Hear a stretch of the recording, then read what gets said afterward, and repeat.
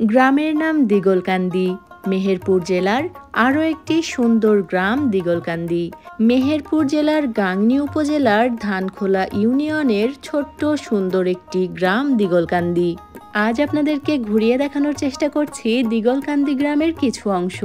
বরাবরের মতো সম্পূর্ণ ভিডিওটি জুড়ে আপনাদের সাথে আছি আমি সাবিয়া সুলতানা মুক্তা। চলুন তাহলে একসাথে ঘুরে দেখা যাক দিগলকান্দি গ্রামের কিছু অংশ।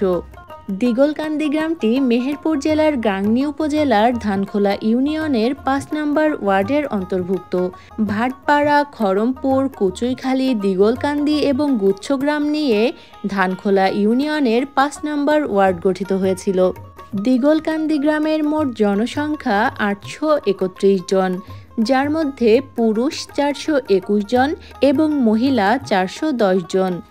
বর্তমান জনসংখ্যা এর থেকে কিছুটা কম বা বেশি হতে পারে। দিগলকান্দি গ্রামে আমরা বেশ কিছু নতুন জিনিসও দেখেছিলাম, যার মধ্যে একটি হলো তামাক চুল্লি, যেটা আমাকে ছোটবেলার কথা মনে করিয়ে দিয়েছিল।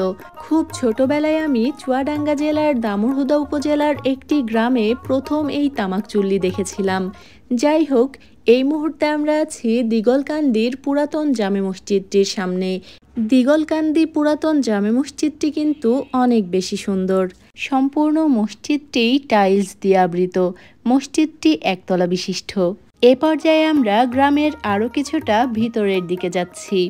দিগলকান্দি গ্রামের বেশ কিছু বাড়ির আঙিনায় আমরা দেখলাম তামাক চুল্লি, যে ঘরটিতে তামাক পোড়ানো হয়। হয়তো এই এলাকাটিতে এখনও তামাকের চাষও হয়ে থাকে। বাড়ির আঙিনায় নেট দিয়ে বড় করে একটি জায়গা ঘিরে রাখা হয়েছে তামাক পাতাগুলোকে শুকানোর জন্য।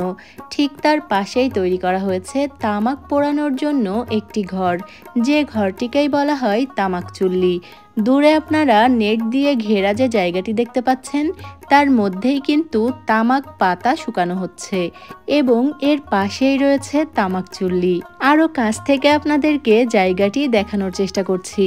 এই যে পাটকাঠি বা পাটখড়ি দিয়ে তৈরি ঘরটি দেখতে পাচ্ছেন, এটি হলো তামাক চুল্লি। এর মধ্যেই পোড়ানো হয় তামাক পাতা। তবে মাঝে মাঝে এখান থেকে কিন্তু দুর্ঘটনাও ঘটে। এই মুহূর্তে আমরা আছি দিগলকান্দি বটতলার একেবারেই কাছাকাছি। এ পর্যায়ে আমরা যাব কুচুইখালী গ্রামের দিকে। আর কুচুইখালী গ্রামের দিকে যাওয়ার পথে আমরা দেখেছিলাম খুব সুন্দর একটি মাদ্রাসা। মাদ্রাসার পাশাপাশি একটি এতিমখানা। এই মুহূর্তে আমরা আছি দিগলকান্দি বাজারে বা দিগলকান্দি বটতলা বাজারে। যাচ্ছি মাদ্রাসার দিকটাতে।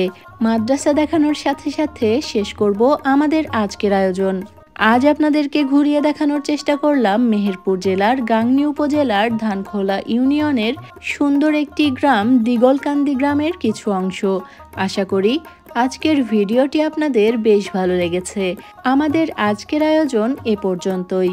আবারও ফিরে আসবো নতুন কোনো ভিডিও নিয়ে। সে পর্যন্ত আমাদের সাথেই থাকবেন। এতক্ষণ যারা আমার ভিডিওটি দেখছিলেন, সবাইকে অনেক ধন্যবাদ। ভালো থাকবেন, দোয়া রাখবেন। আল্লাহ হাফেজ।